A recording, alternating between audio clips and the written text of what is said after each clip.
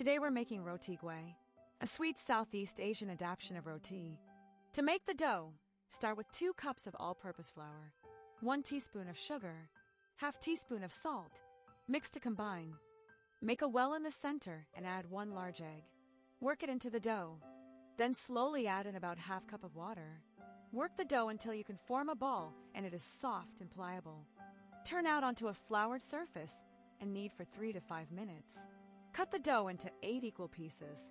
Roll to form small dough balls.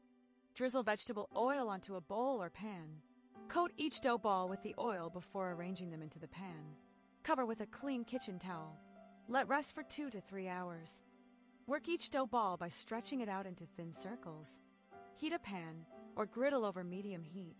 Add a bit of ghee or butter before slapping the dough onto the pan. Until bubbly, flip over.